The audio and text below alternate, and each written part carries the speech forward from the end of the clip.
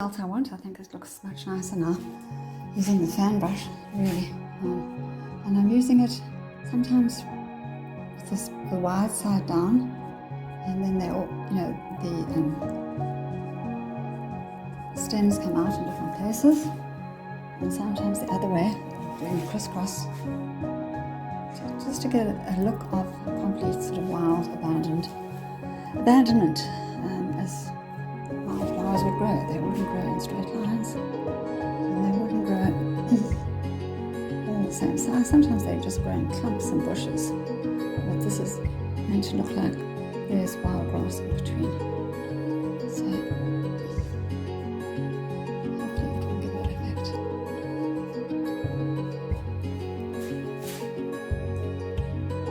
And painting with acrylic is so different to painting with oil. I don't think I would want to paint with acrylic again, but I'm enjoying it. There's different techniques, and the paint flows differently, and but still there are lovely color combinations that you get, things that you can do with acrylic that you can't do with oil. For example, the way that the white shows through, the way that you can mix the colors on the brush without actually blending them, so that they each have their own place to shine. That's to achieve that with oil.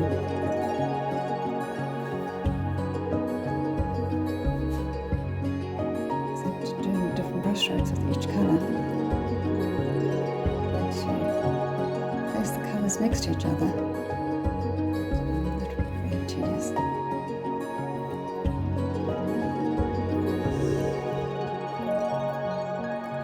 So you can do short little strokes or longer. The brush is now full of paint all the way down.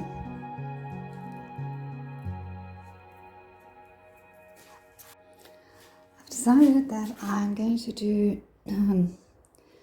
some of the trees with white blossoms rather than all pink. So what I've decided is that the tree in the other painting is pink, so then this one will be white, this one will be pink, and this one will be white. That's one way. Or that could be pink, this can be pink, this one can be white, this one can be pink, and then this one can be white, pink, and white. I don't know, it's hard to tell because there are different numbers of the trees in the background, the ones in the foreground, because of that extra one. Or I could just do all the trees in the background here white, and the trees in the foreground pink. So maybe I'll do that. It will just be simpler. So I'm going to start with this little straight but angled brush, and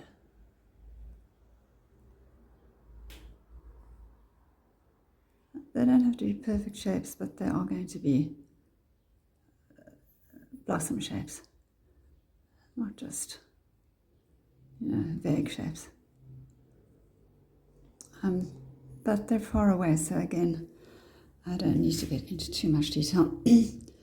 But I'm going to just add blossoms wherever I want to. They don't have to be constrained by the branches, because the branches are there just to give me a guide. And they were definitely not in keeping with the diagram entirely. But it's really, I'm already losing my way. This is a branch coming from here, so see that one's going through everything from the other tree. So definitely colour, doing them according to this colour scheme will make more sense in the end to see which blossom belongs to which tree.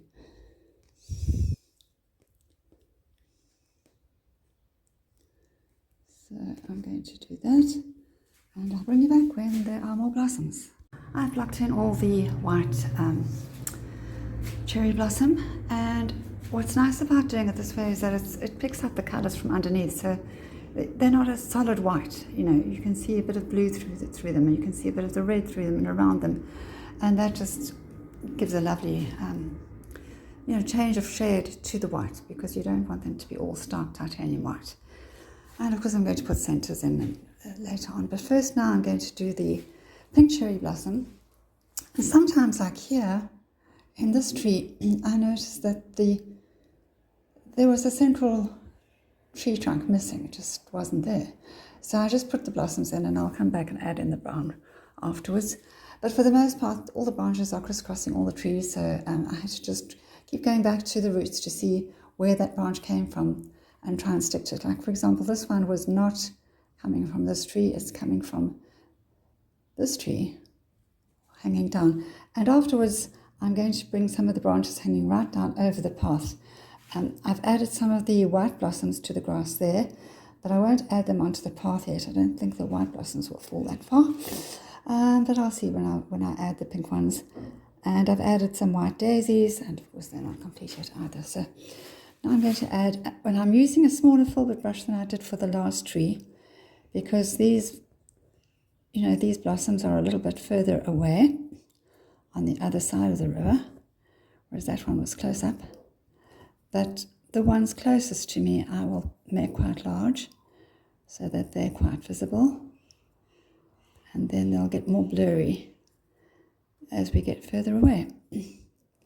And again, I've got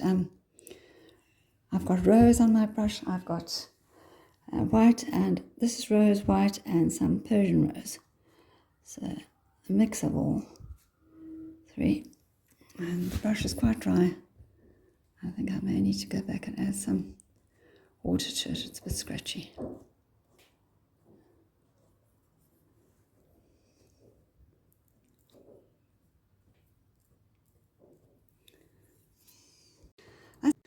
Now that I've added in the blossoms, I've decided that the tree trunks need to be a little bit longer and the path can be a lot narrower, as in proportion it's almost the width of a road, and I wasn't intending it to be that wide. And I do want the tree branches to hang, some of them to hang over the pathway. So I'm adding some more colour, making the tree trunks longer. And also I want to just make this one a little wider this way.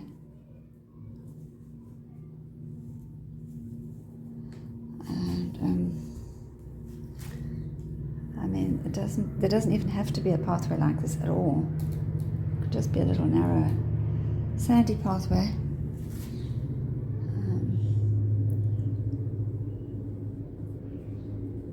So I just want to straighten this up a little bit, although it is on a hill, but it still just needs to come down a bit so that I can have a branch hanging over this way. And then I will obviously increase the sand down there, the grass down there. And then this one is also needs to come forward a little. And then I'll need to do another layer of blossoms over the blossoms that there are at the moment. There's still a lot more sky showing through than I would have wanted. And I mean, it's pretty, but I want more depth, more layers of blossoms. I did cherry blossoms in a blowout on small canvases, and those small canvases were each kind of the length of these trees. So the blossoms, couldn't be as big as I wanted them because the canvases were small, but they were bigger than this because of the way I blew them out. And my intention with this canvas was that they would be even bigger. The whole painting, I mean, all the trees and the blossoms would be much bigger. But because of all the extra things I've added in, it's turned out that there's less space for the actual trees and to be bigger. So the only solution is to get rid of a bit of that path.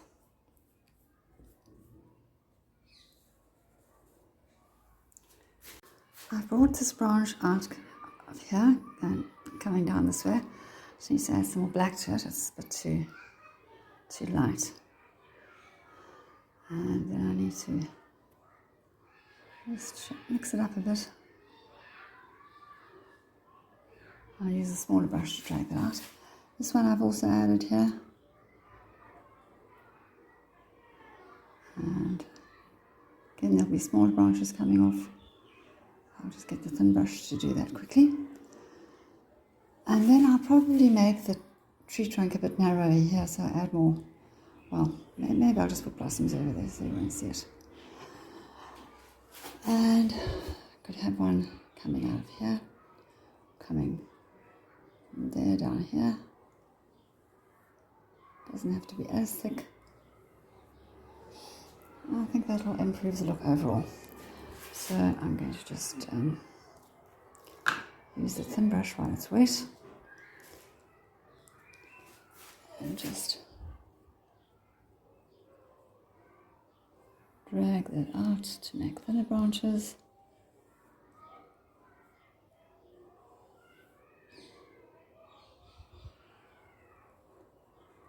And that's how you create the look that you want.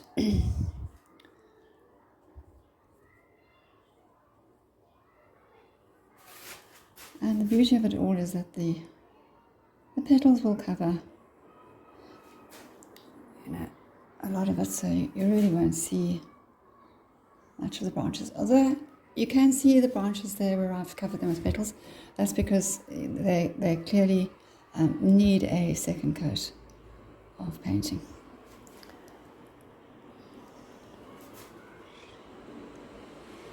So I'll make the thinner branches black.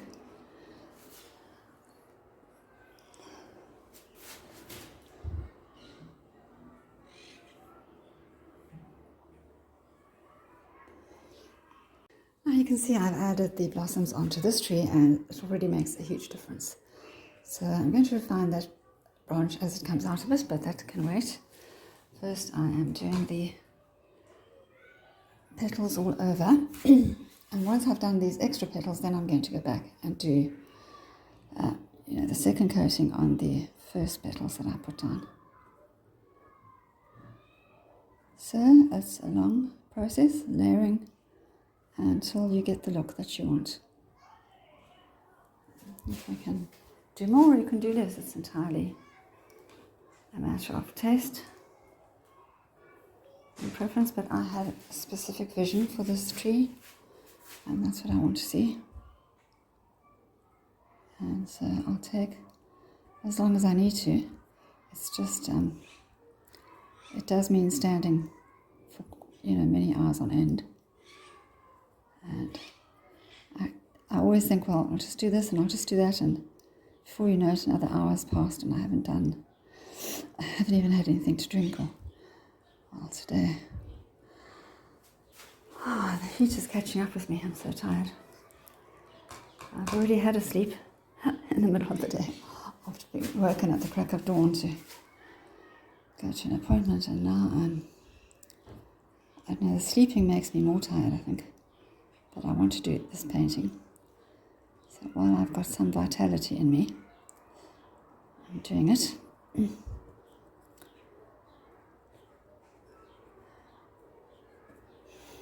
I think I'm going to be very happy with it in the end. Now you can really see the beauty of the cherry blossom hanging everywhere. So here I'm going back to the top again. And I deliberately made those a bit lighter so that the light is shining on those as and the light is reflected on those, and then coming down under the shadows here it's a bit darker. So let's see what I've got on my brush now, because it's anybody's guess what I pick up. And the light is always better in the morning. In the afternoon it's not so great.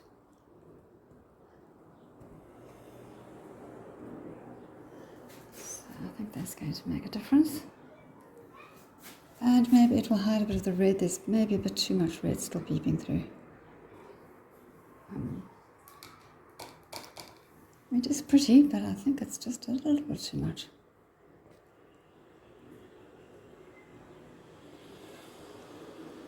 And of course, one painting like this is a bit of a maze, so I may go over the same bit twice or 3 times, or I may miss some parts. That's all. That's just all part of it. And the brush I was using before just seems to have hardened overnight. So now I'm using the small angle brush, which gives a slightly different shape of petal, but it's all good. So I'll just have to make sure I have more white on the brush for the top bit there.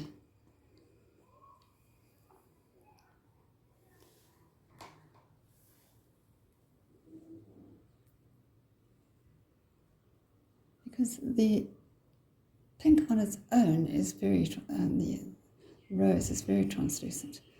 So it's only with adding it to the white, which is supposed to be opaque, that I can actually cover up what's underneath to the extent that I need to. I think I've covered all the pinks the second time, maybe the third time, and now I'm starting on the whites. And the white will not be pure because there's all kinds of colours in the water and the brush. And that's okay, you don't want it stark white. It's going to be touched by a bit of the pink. And all these petals will have a slightly pink centre into them because each petal actually represents a whole bunch of blossoms. So, in proportion to reality, but I'm not going to put on, obviously, centres into every blossom. That would take me a very long time. Not necessary. So I'll just do them here and there just to give the idea that you're looking at bunches of blossoms, and each bunch has many blossoms in it.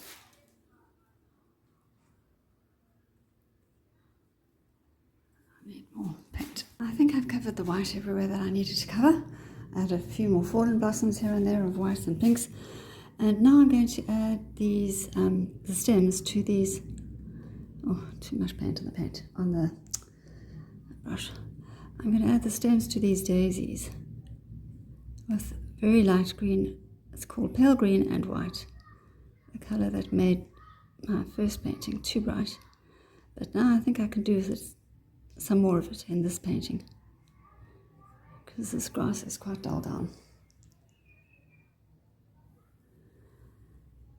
And I think I'll also take it up a bit into this pathway that was there and make it a lot narrower.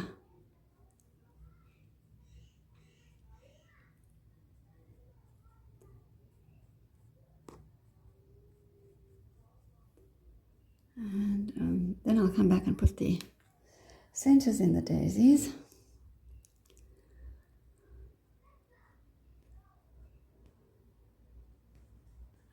And so I'm getting closer to the end now.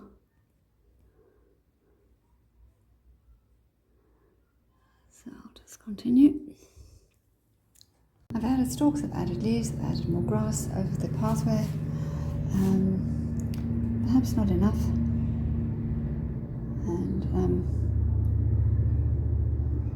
But I'll leave that right at the end to see what's missing, what's lacking. Right now I think I just need to add a few little buds in green, or little stems to the tree in between the blossoms, because you do see them. Not a lot, but just here and there, depending on the type of cherry tree and the stage is at. Well, when it's blossoming, you don't really see that many, but you do see the beginnings of some. And I mean, I'm just doing them totally randomly. There's such a beautiful magnolia tree, this colour, a magenta magnolia, around the corner from where I lived the other day. I went and picked one. I thought I'd paint it, and then I realised if I bring it down to scale, it's going to look just like the cherry blossom. You're not going to see it. And strangely enough, unlike the white magnolia that I painted before, where there were no leaves, this tree was covered with green leaves, and the blossoms only lasted literally, I don't know, maybe 2 weeks, less than that. Can't say for sure, as I don't go past there every day. But one minute I looked in there, they were full of blossoms, beautiful. Next minute they're all dead, and just a lot of leaves. So I love leaves. I'm not going to just paint a tree just full of leaves, because I have done those paintings, and although green is beautiful, you do want a bit of other colour. So I think that's it for this tree. I mean, this cherry blossom landscape. Now I need to add the centres to the daisies and then to the blossoms. So they'll get a centre of black, they'll get a centre of magenta, and then both of them will get some centres of yellow over that. And then I should be complete. So now for the last little bit of colour, the yellow on the black of the daisies. And it's yellow mixed with white, because whatever yellow I use, it never shows up nicely. This is called lemon yellow. But if I use it without mixing it with white, it just, I don't know, seems invisible. So, too much paint on my brush.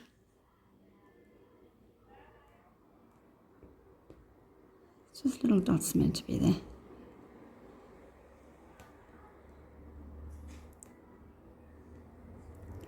And the black should be dry by now. It's very hot, everything dries quickly. That's the advantage of acrylic. Although I think that this painting would still look nicer in oil if I went over it in oil. If I just use this as a base. But I'm not going to do that now. I'm going to leave it as an acrylic painting. I won't varnish it. And I'll look at it for a while and see if I am happy with it, or if I should add oils.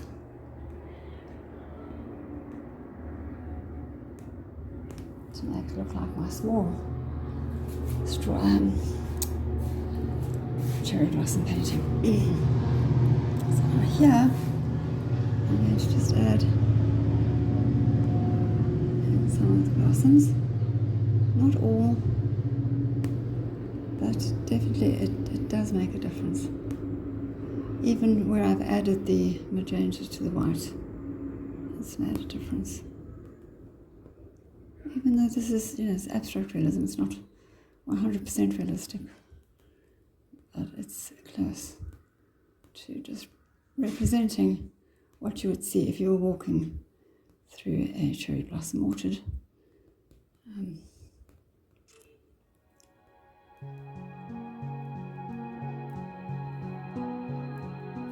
just being able to take it all in and enjoy all the beauty of it.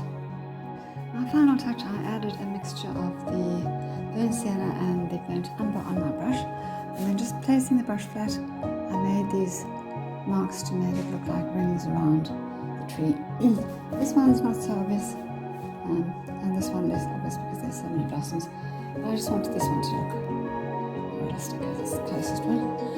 And so now I'm happy, and I'm going to hang it up next to the other one tomorrow, and then I'll take a photo and put that at the end. You can see the two side by side.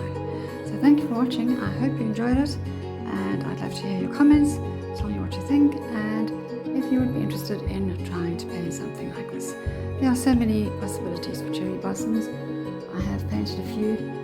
I also have painted just cherry blossom branches in oil and in acrylic, and I've poured out paint to look like cherry blossoms. So there's just no end. You can just use your imagination and paint whatever you imagine. But this is the one, this together with the other one is the painting that I have imagined for a long time, that I wanted to see, and I think I've brought it into reality, and now I'm happy. So thank you for watching again, and please comment and like and subscribe if you haven't already. Bye for now.